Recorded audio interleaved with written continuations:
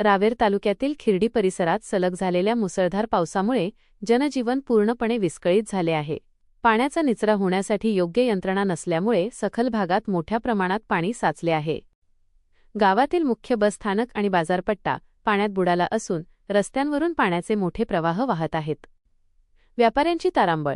बाजारपेठेत पाणी साचल्यामुळे अनेक दुकानांमध्ये पाणी शिरले असून व्यापाऱ्यांचे मोठे आर्थिक नुकसान झाले आहे. प्रवाशांचे हाल. बसस्थानक परिसरात पाणी साचल्याने प्रवाशांची मोठी गैरसोय झाली असून वाहनधारकांना या पाण्यातून रस्ता काढताना मोठी कसरत करावी लागत आहे. नाल्यांची योग्य स्वच्छता न झाल्यानेच ही परिस्थिती ओढावल्याचा आरोप स्थानिक नागरिकांनी केला आहे.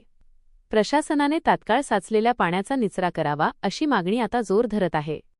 परिसरातील अशाच ताज्या आणि महत्त्वपूर्ण बातम्यांसाठी पाहत रहा. महाएल्गार न्यूज.